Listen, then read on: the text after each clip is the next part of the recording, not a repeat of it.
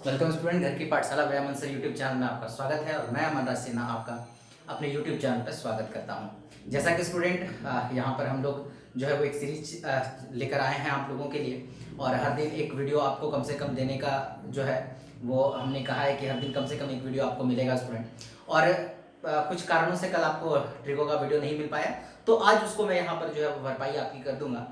और अगर आप नए हो, अभी तुरंत अगर मेरे चैनल पर जुड़े हो स्टूडेंट, तो अपने दोस्तों के साथ इसको फटाफट शेयर कर दीजिए।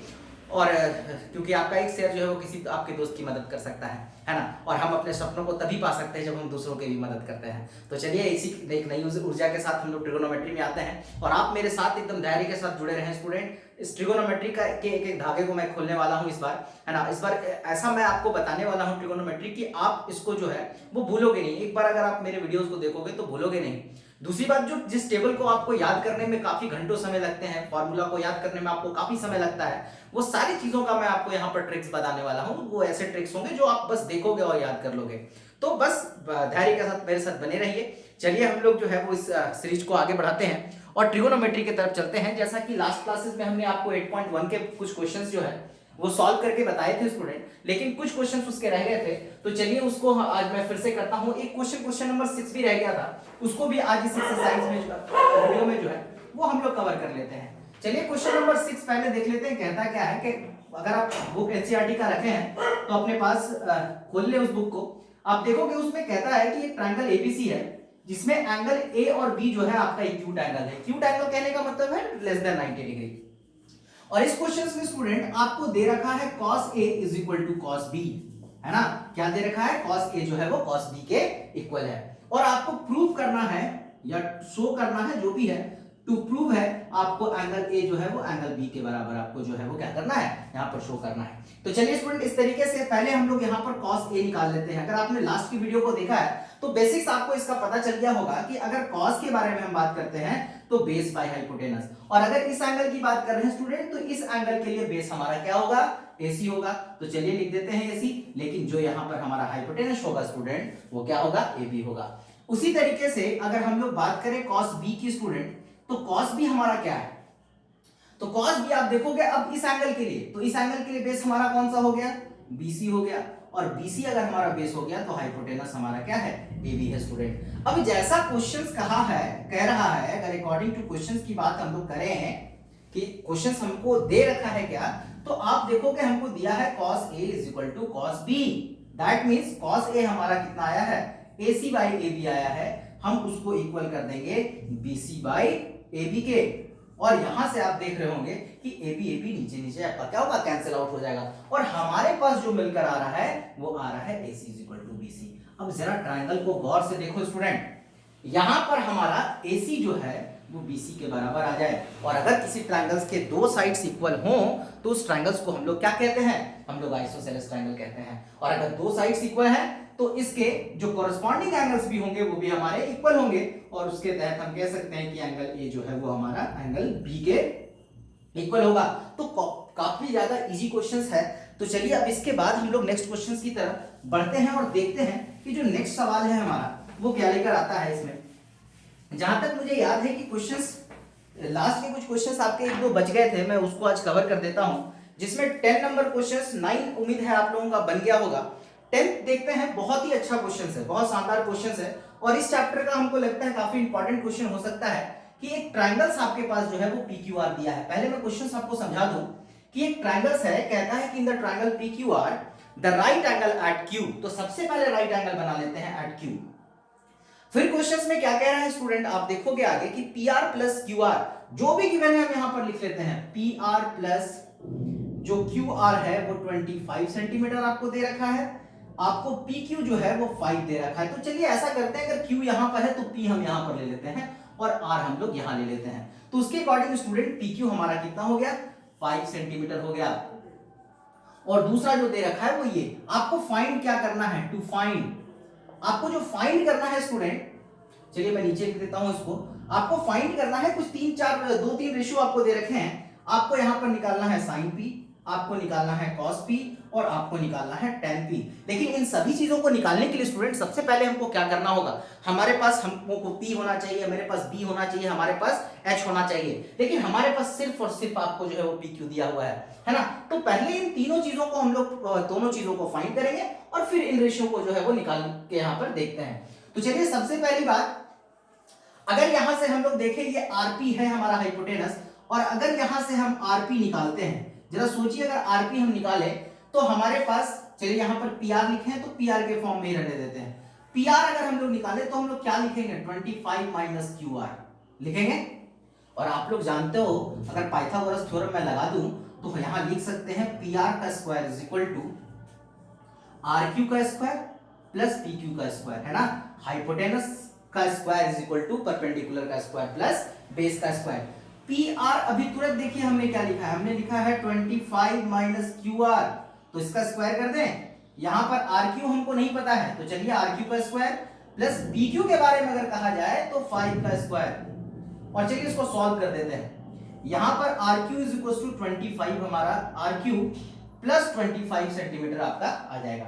अब इसको भी जरा तोड़ते हैं, a plus B, A minus B के होल स्क्वायर में, तो 5 का अगर स्क्वायर करोगे तो 5 का 625 आ जाएगा, QR का QR स्क्वायर आ जाएगा, माइनस 2ab करोगे तो 50, 25 2 जा 50 QR आपके पास आ जाएगा स्टूडेंट, और यहां पर है मेरा कितना 25। अब देखो इसको हम लोग बहुत आसानी से कैंसिल आउट कर सकते हैं, और 625 में आप इस 25 को इधर ले आना, माइनस करोगे आपके पास आएगा 600, और इस 50 QR को आप इधर लेकर चले जाना तो आ जाएगा आपका 50 QR। यहां से देखिए आपका ये कैंसिल आउट होगा, 105 से कट हो जाएगा, ये आ जाएगा आपका 12, मतलब QR आपका जो आ गया वो आ गया 12 सेंटीमीटर। तो चलिए अब हम लोग लिख लेते हैं जो QR है हमारा वो है 12 सेंटीमीटर, और इन दोनों का सम अगर 25 था स्टूडेंट तो आप आसानी से निकाल सकते हो कि ये हमारा क्या है 13 सेंटीमीटर है। अब देखिए आज 90% क्वेश्चंस हम लोगों ने सॉल्व कर लिया है। अब जो क्वेश्चंस हमको बनाने के लिए दिया है sine P, cos P, tan P, अब इसको बहुत आसानी से हम लोग निकाल लेते हैं। तो चलिए इसको इरेज करते हैं और देखते हैं कि अब ये रेशियोज जो हैं वो क्या वैल्यूज लेकर आए हैं अपने साथ, है ना। तो चलिए साइन पी की बात करें अगर, तो फटाक से देख लेते हैं साइन पी किस एंगल के लिए बात कर रहे हैं, इस एंगल के लिए, तो इस एंगल के लिए परपेंडिकुलर कौन, ये बेस कौन पी क्यू, और हाइपोटेनस तो आपका फिक्स है। तो साइन पी होता क्या है, परपेंडिकुलर बाय हाइपोटेनस, और परपेंडिकुलर की बात अगर करें तो पी के लिए परपेंडिकुलर 12 सेंटीमीटर डिवाइडेड बाय हमारा 13 सेंटीमीटर, है ना। तो 12 बाई 13 जो है हमारा साइन पी आ गया। अगर हम लोग यहां पर कॉस पी की बात करते हैं तो जरा देखिए कॉस पी इसी एंगल के लिए, तो अगर बेस पी के लिए बेस हमारा क्या हो जाएगा, पी के लिए बेस हमारा पी क्यू हो जाएगा, और हाइपोटेनस हमारा क्या होगा आर पी हो जाएगा। तो चलिए पी क्यू कितना है 5 दिया है तो 5 बाई 12। फिर हम लोग अगर हम लोगों को tan p भी निकालना है तो चलिए tan p निकाल लेते हैं। tan p क्या होगा, परपेंडिकुलर, हमारे पास परपेंडिकुलर क्या है आर क्यू, बेस क्या है हमारे पास पी क्यू, तो चलिए लिख लेते हैं आर क्यू है 12 और बेस है हमारे पास 5 सेंटीमीटर, जो कि हमारा आंसर होगा स्टूडेंट। तो ये क्वेश्चंस आपको समझ में आ गया होगा, और इसके साथ एक्सरसाइज 8.1 आपका खत्म हो गया है। अब हम लोग जो है वो नेक्स्ट थ्योरी की तरफ जो है वो बढ़ रहे हैं, और बहुत मजेदार थ्योरी होगा। मैं वहां पर आपको जो है वो कोई डेटा मतलब जो है वो याद करने के लिए मैं आपको नहीं बताऊंगा, मैं आपको निकाल कर सारे वैल्यूज बताऊंगा और फिर एक टेबल आपको बनाकर दूंगा, जिससे आपको जो है वो आसान होगा। तो चलिए आगे हम लोग देख रहे हैं, जैसा कि स्टूडेंट अभी इसके आगे हम लोग जो है वो अब नेक्स्ट चैप्टर का जो है वो थ्योरी देखते हैं पहले, और उसके बाद उस चैप्टर्स को हम लोग बनाते हैं। तो चलिए इसमें जो अगला हम लोगों को पढ़ना है वो क्या पढ़ना है, हम लोगों को पढ़ना है ट्रिगोनोमेट्रिक रेशियो, है ना। ट्रिगोनोमेट्रिक रेशियो हम लोगों को पढ़ना है। तो चलिए ट्रिगोनोमेट्रिक रेशियोज में जो वैल्यू आपको पढ़ना है, जैसे 30 का वैल्यू है, 15 का वैल्यू, 50 का वैल्यू है, ये सारे वैल्यूज को हम लोग निकालने के लिए पहले सीखते हैं, और एक एक करके बहुत आराम से इसको समझेंगे, है ना, और बहुत बारीकी से इसको जो है वो हम लोग सीखने वाले हैं। तो चलिए सबसे पहले हम एक ट्रायंगल्स लेते हैं, और इस तरीके का ट्रायंगल लेंगे जिसके सभी साइड्स इक्वल हैं, है ना, और सभी साइड्स अगर इक्वल होंगे तो उनको क्या, उसको क्या कहते हैं स्टूडेंट, इक्विलैटरल ट्रायंगल कहते हैं, है ना। तो चलिए एक इक्विलैटरल ट्रायंगल लेते हैं जिसका सभी साइड 2a है। मैं for the sake of convenient आसानी के लिए 2a ले रहा हूं, कहीं पर अगर a लिया हो तो कोई दिक्कत नहीं है, उससे कोई कहीं से भी कोई परेशानी नहीं है, बट कैलकुलेशंस को जितना आसान बनाइएगा मैथमेटिक्स उतना खूबसूरत लगेगा, है ना। एक मैथमेटिक्स बनाना और दूसरा स्मार्ट तरीके से बनाना, दोनों में फर्क होता है। आप बहुत आसान तरीके से बनाओ, ये ज्यादा इफेक्टिव होगा। तो हमने इस पूरे को जो है, ये तीनों का साइड जो है हमने 2a लिया है। तो आप जानते होंगे स्टूडेंट, अगर ये इक्विलैटरल ट्रायंगल है और इक्विलैटरल ट्रायंगल से अगर सामने वाले साइड पर हम परपेंडिकुलर डालें तो वो उसको इक्वली डिवाइड भी करता है और उस पर परपेंडिकुलर भी होता है।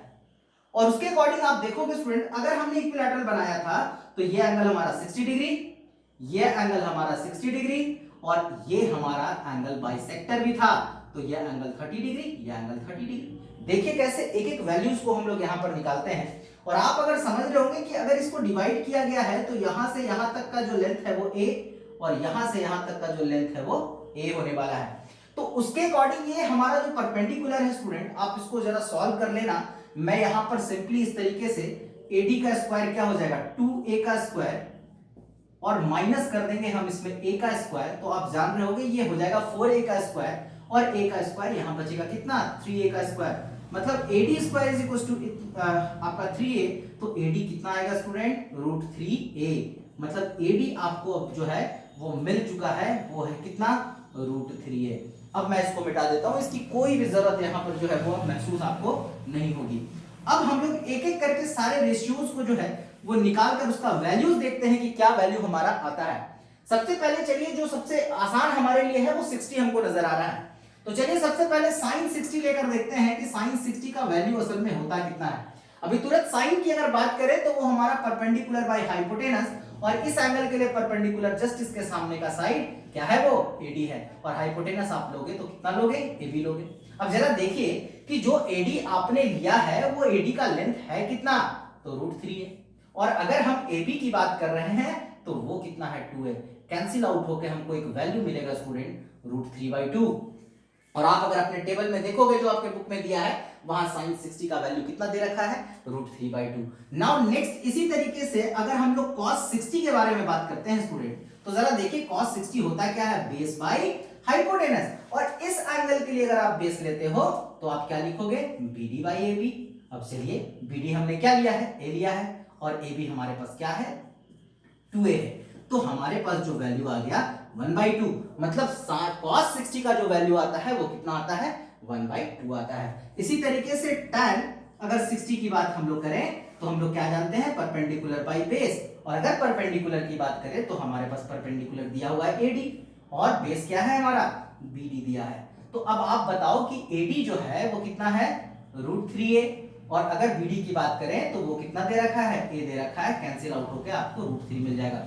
देखिए स्टूडेंट, अगर आप फर्स्ट वीडियो देखे हैं तो एक चीज मैं यहां से आपको और बता दूं कि 10 के लिए स्पेशल से आपको कोई मेहनत करने की जरूरत नहीं है। अगर आपने साइन का सारा वैल्यू याद किया है, आपने कॉस का सारा वैल्यू याद किया है, तो tan ऑटोमेटिकली निकल जाएगा, क्योंकि हमने आपको लास्ट में बताया था कि tan थीटा क्या होता है sin theta by cos theta होता है। तो अगर आपको sin थीटा और cos थीटा का वैल्यू पता है तो आप निकाल सकते हो। जैसे देखिए अगर tan 60 की बात हम करें तो tan 60 क्या होगा, अगर यहीं पर मैं 60 कर दूं तो यहां पर क्या होगा sin 60 बाई cos 60। अब जरा देखो कि sin 60 आपने कितना लाया, आपने लाया √3/2 डिवाइडेड बाय, अगर हम cos 60 की बात करते हैं स्टूडेंट तो वो है 1/2। कैंसिल आउट कर दीजिए, कितना आ रहा है √3। जरा देखिए हमने कितना वैल्यू लाया है। तो मतलब आप इस दोनों के वैल्यू को याद करके आपको थर्ड वैल्यू याद करने की कोई जरूरत ही नहीं है, आप बहुत आसानी से जो है इसके टेबल को लिख सकते हो। अब जैसा जानते हो कि टोटल 6 ट्रिगोनोमेट्रिकल रेशियो हैं, तो जरा इनके उल्टे, जो इनका उल्टा रेशियो होता है, जैसे अगर हम बात करें यहां पर cosec थीटा की या cosec 60 की अगर बात करें तो बस इसका वैल्यू उल्टा कर दीजिए। अगर हम लोग cos का की बात करें तो cos का उल्टा sec होता है, तो sec 60 कितना हो जाएगा 1/2 है तो 2 हो जाएगा, ये 1/2 उसको उल्टा करिएगा 2/। अच्छा यहां पर कितना, ये √3/1 है, तो tan का जो उल्टा है वो है cot, तो cot 60 कितना हो जाएगा आपके पास 1/√3। तो देखिए यहां से 3 वैल्यू हम लोग सीख चुके हैं कि ये 3 वैल्यू असल में बना कहां से है। तो कहने का मतलब है कि अभी हमने 60 निकाला है, एक एक करके मैं आपको जो है, और कॉपी पे एकदम नोट करते चले जाइएगा, लास्ट में हम लोग उसको टेबल बनाएंगे। तो चलिए तुरंत 60 का देख रहे हैं यहाँ पर। 60 में आप देखो कुछ नहीं, बस यही फॉर्मेट हम लोग इस्तेमाल कर रहे हैं कि एक एंगल देखिए, अगर आप देखोगे, अगर एंगल ए की बात करें तो एंगल ए में हमने क्या किया है, एंगल बाइसेक्टर्स निकाले हैं, और अगर एंगल बाइसेक्टर हमने निकाला है तो ये एंगल है हमारा 30। अब कुछ नहीं, बस इसी तरीके से हम लोग ले लेते हैं साइन 30। अब आप बताओ कि अगर ये 30 डिग्री है तो इसके लिए अवर बेस कौन होने वाला है? बेस हमारा एडी होने वाला है। लेकिन साइन तो होता है परपेंडिकुलर बाय हाइपोटेनस, और इस एंगल के लिए परपेंडिकुलर अबर हमारा बदल जाने वाला है बीडी, और हाइपोटेनस तो हमारा एबी है ही। तो बीडी बताओ कितना दे रखा है? अगर आप बात करते हो बीडी की तो बीडी है आपके पास ए, और एबी की बात अगर हम लोग करें तो दे रखा है 2a। और आपको यहां से एक रिलेशन भी समझ में आएगा, मैं वो अभी नहीं बताऊंगा। आप जब पूरे नंबर्स को लिखोगे तो आप खुद ही फाइंड करना कि क्या इसमें कुछ रिलेशंस मिल रहा है।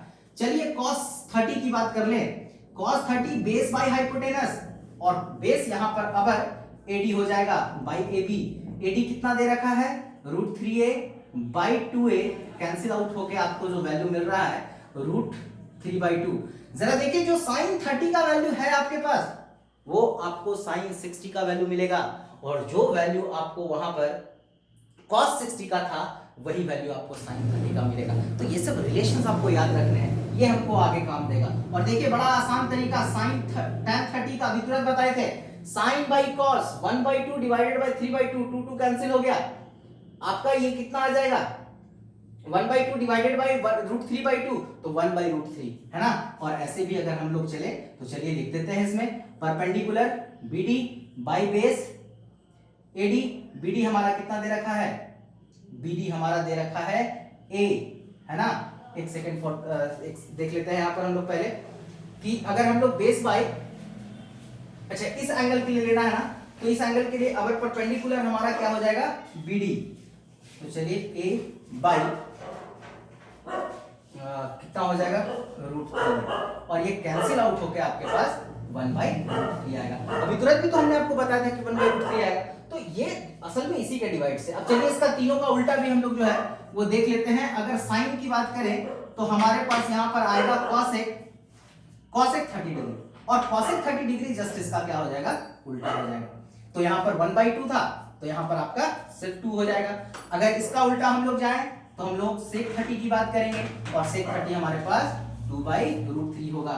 अगर हम लोग tan का उल्टा जाते हैं स्टूडेंट तो cot 30 का वैल्यू, तो चलिए cot 30 इसका जस्ट उल्टा कर देते हैं, हमारे पास 3 हो जाएगा। हमने आपको बताया कि अगर साइन और cos आपको याद है, आपको जो है वो tan में कहीं से कोई भी चीज याद करने की जरूरत नहीं है ना। सिर्फ आप साइन और cos का टेबल याद रखोगे, tan का हम लोग खुद बनाते हैं। तो दो एंगल्स के लिए हम लोगों ने देख लिया, एक 60 देख लिया, एक 30 देख लिया। चलिए अब नेक्स्ट एंगल्स की तरफ जो है वो हम लोग बढ़ते हैं। चलिए हम लोग 45 एक दूसरा लेकर देखते हैं ट्रायंगल्स।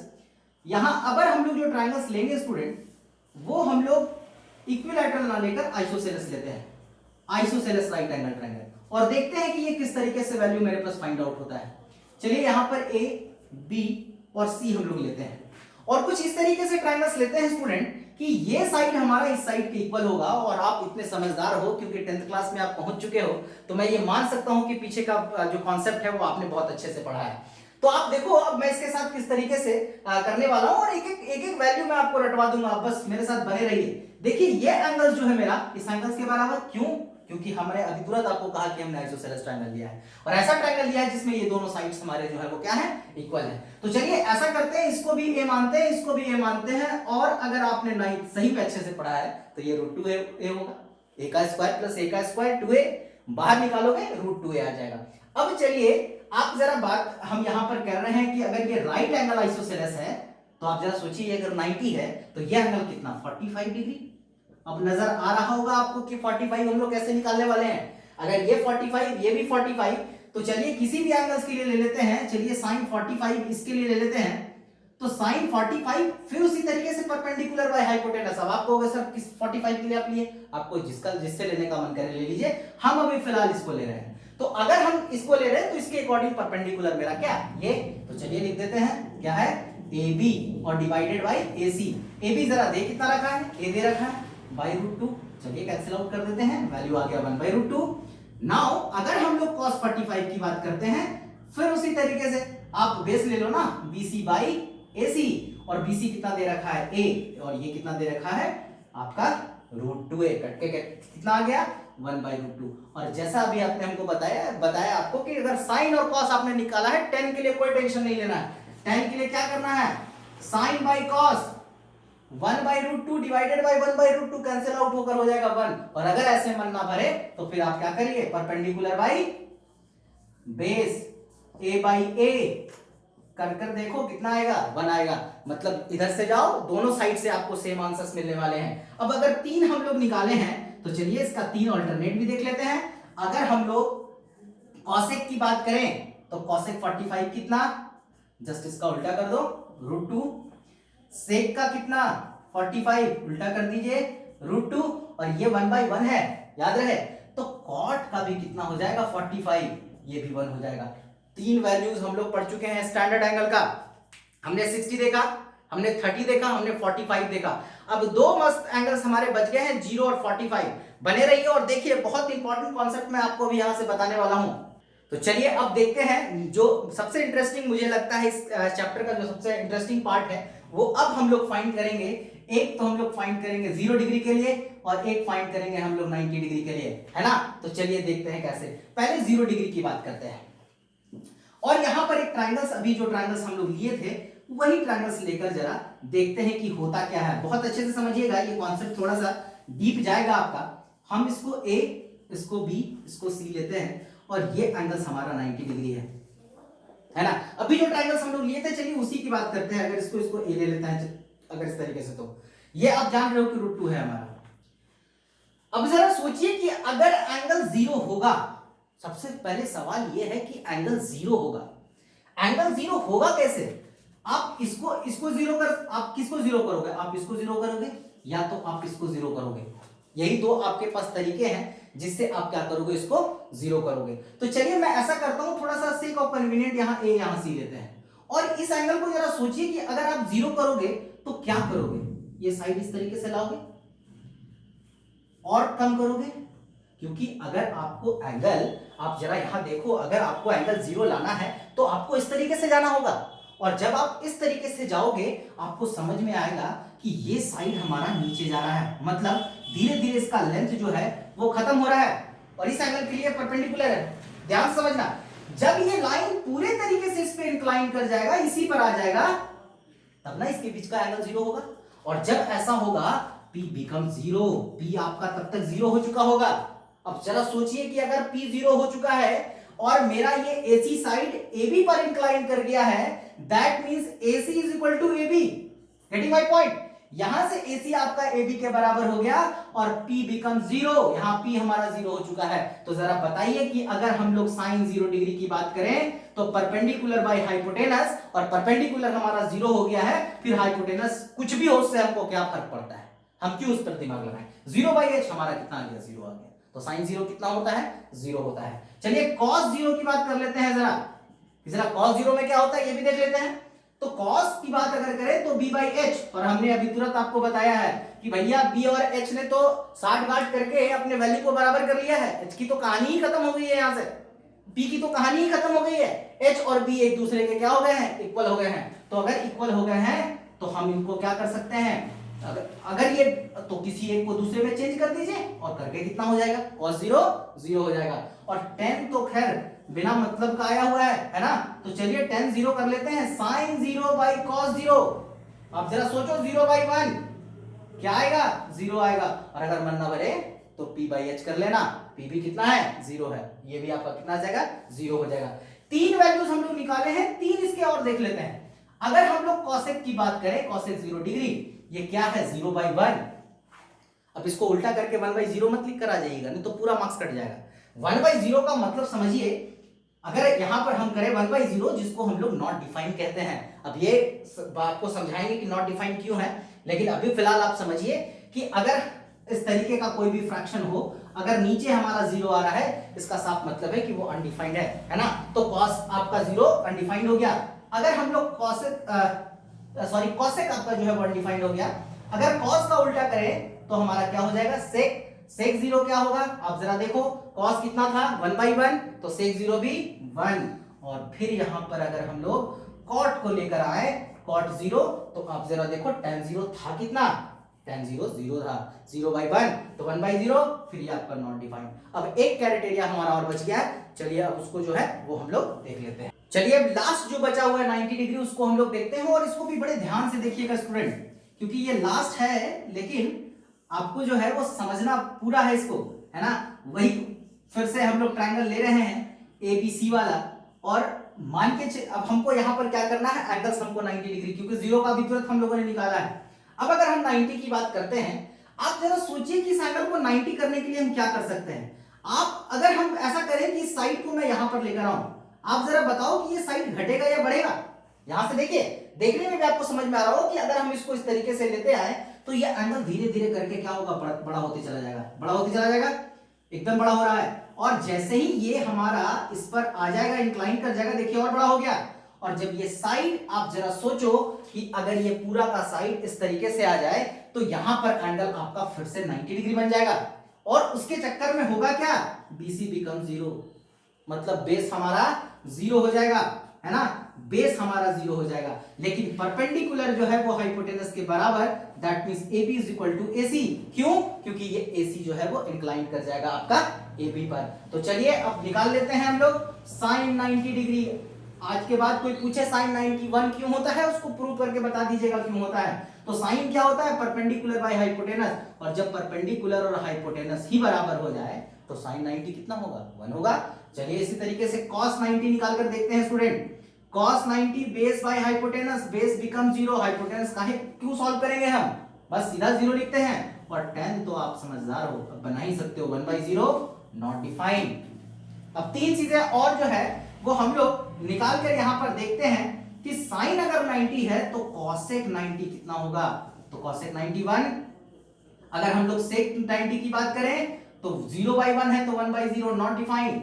और अगर हम लोग cot की बात करें स्टूडेंट तो बढ़िया से इसको देखोगे 90, ये आपका नॉट डिफाइंड है, और नॉट डिफाइंड को उल्टा कर दोगे तो फिर क्या आ जाएगा, जीरो आ जाएगा, है ना। नॉट डिफाइंड को उल्टा करके फिर नॉट डिफाइंड मत कर दीजिएगा। अब देखिए यहां पर हम लोग जो अभी तक टोटल वैल्यूज निकाले हैं, अब इस वैल्यूज को लेकर एक नया टेबल हम लोग बना लेंगे, और उस टेबल को विद इन सेकंड हम आपको याद करवा देंगे, कोई अलग से आपको याद करने के लिए जरूरत नहीं है। और आज के बाद आप कभी इस वैल्यू को नहीं भूलोगे, इसकी मेरी गारंटी है। तो चलिए हम लोग देखते हैं उस टेबल को, कि वो टेबल अब जितना आपको कॉपी में लिखा गया है उन सभी को हम लोग एक जगह पर जो है वो सजा कर लिख देते हैं, है ना। और देखिए अभी आप बोलते चले जाओगे, हम लिखते चले जाएंगे, है ना।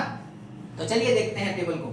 एक शानदार सा टेबल हम लोग बनाते हैं, यहाँ पर सारे के सारे रेशियोज को लिखते हैं। यहाँ लिख देते हैं साइन, यहाँ लिख देते हैं कॉस, यहाँ लिखते हैं टैन, यहाँ लिख देते हैं कॉसेक, फिर हम लोग आ जाते हैं सेक पर, और फिर चले आते हैं टैन पर, है ना। और थीटा का जो वैल्यू है वो यहाँ पर हम लोग ले लेते हैं। चलिए जितने भी वैल्यूज हम लोग जो निकाले हैं उस टेबल को जरा बना लें हम लोग, कौन कौन से वैल्यू, जितने भी स्टैंडर्ड एंगल्स के लिए हम लोगों ने निकाला है। हम लोगों ने 0 डिग्री के लिए निकाला था, हमने 30 पर गया, फिर 30 के बाद हम 45 पर गए हैं, 45 के बाद 60, और 60 के बाद 90, 120 का मन करे तो वो भी बताएंगे निकालने के लिए। बस वेट मेरे साथ बने रहिए, क्योंकि वो कॉन्सेप्ट आगे 11th का है, लेकिन अगर आप चाहोगे कमेंट्स करना, मैं इसके आगे भी आपको बताऊंगा, है ना, और बहुत आसानी से आप लिख लोगे। अब जो कॉपी में आपने अभी तक लिखा है उसको बस यहाँ सजाना है, और देखिए कैसे सजाते हैं, और एकदम याद भी करते चले जाएंगे। साइन 0 0, साइन 30 की बात करें 1/2 आया था, देखिए कॉपी में। 45 की बात करें 1/√2, 60 की बात करें √3/2, और 90 की बात करें 1। मतलब 0 से स्टार्ट किए हैं 1 पर चले गए हैं। मतलब ये भी याद रखना है कि अगर 0 से अगर एंगल्स मेरा बढ़ रहा है तो उसके साथ साइन का वैल्यू भी इंक्रीज करता है ना। और मैक्सिमम और मिनिमम की बात करें तो वो 0 से 1 के बीच में वैरी करता है। ये सब बड़ा कॉन्सेप्चुअल है, आगे आप कहीं एग्जाम दोगे एडमिशंस के लिए तो इस तरह के कॉन्सेप्चुअल क्वेश्चंस आपको पूछे जाएंगे, तो जरा इस पर भी ध्यान रखना। अब कुछ नहीं, जिस तरीके का अभी तुरंत आपको बताए थे कि जो इसका 60 का है वही इसका 30 का होगा, बस इसको याद रखना। अब cos 0 डिग्री की अगर बात करें, इस टेबल को पूरा उल्टा कर दो स्टूडेंट, देखना याद करने की जरूरत नहीं है, उल्टा करोगे बना जाएगा। 30 की बात करोगे तो जो 60 का है वो लिख दो यहाँ पर, और ये उल्टा करोगे तो भी वहीं रह जाएगा, बेचारा सबसे गलत पोजीशन पे है ये, इधर से भी इक्वल इधर से भी इक्वल, तो वो ऐसा ही बना रह जाएगा। और देखना वहां पर भी आपका इक्वल आया होगा। चलिए 1/2 और 0 को यहाँ कर देते हैं, और हमने तो कहा था कि इसकी कोई औकात नहीं है। अब देखो साइन कॉस हमको मिल गया, 10 को हम क्यों याद रखें, कोई याद नहीं रखना है। 0/1 कर दो 0, 1/2 √3/2, 2 कैंसिल, कितना आ गया √3, 1/√2 1/√2 कैंसिल कर दिए, कितना आ गया 1 आ गया। डिवाइड कीजिए इसको 2 और 2 कैंसिल हो गया, आपका कितना बच गया एक सेकेंड देखिएगा, यहाँ पर आप अगर डिवाइड करोगे तो 1/√3, यहाँ पर आप डिवाइड करो 2 से 2 कैंसिल, यहाँ बच गया √3, और 1/0 कितना होगा, नॉट डिफाइंड। अब 3 हमने लिखा है, 3 को बस उल्टा करके लिख देना, बहुत आसान हो जाएगा। चलिए 0/1 तो 1/0 नॉट डिफाइंड, 1/2 तो 2, 1/√2 √2, 3/2 तो 2/√3, 1/1 तो 1। चलिए सेक पर आते हैं, मेरी तरह ज्यादा भावनाओं मत बहिएगा, कुछ कुछ गलती हो सकती है, इसलिए एकदम कॉन्सेप्ट को पकड़ के चलना है आपको। सेक में अब हम लोग बात करते हैं 1/1 1, यहाँ क्या हो जाएगा √3, ये फिर आपका √2, 1/2 है तो यहाँ पर 2/1, 0/1 है, 1/0 नॉट डिफाइंड। कॉट, अब tan के जगह पर tan का उल्टा क्या हो जाता है cot, तो cot को कर दो 1/0, यहाँ पर है 0/1 तो 1/0 क्या होगा नॉट डिफाइंड, 1/√3 ये आपका हो गया √3, और ये आपका 1/1 फिर 1 हो गया, और √3/1 तो उल्टा कर दोगे 1/√3 में बदल जाएगा, और फिर नॉट डिफाइंड को फिर उल्टा करोगे ये 0 आ जाएगा। तो देखिए याद करना जो है वो कितना आसान है इस चीज को। हमको लगता है कि लिखते लिखते आपको जो है वो पूरा का पूरा टेबल याद हो गया होगा। आज स्टूडेंट इस को हम लोग यहीं पर रखते हैं, इसको पहले बढ़िया से आप जो है वो रिमाइंड कर लीजिए, और जब हम लोग नेक्स्ट एक्सरसाइज में जाएंगे जो इसका एक्सरसाइज 8.2 होगा, देखिएगा हम लोग कैसे बहुत हंसते खेलते उसको जो है वो बना लेंगे पूरे मजे से। तो स्टूडेंट मेरे साथ बने रहिए, हम लोग इसी तरीके से ट्रिगोनोमेट्री को बहुत आसान जो है वो आपके लिए कर देंगे। और इस वीडियो को स्टूडेंट अगर आप नए हो तो मेरे चैनल को सब्सक्राइब करें, लाइक करें, और बेल आइकन को दबाना बिल्कुल भी ना भूलें। Thank you student.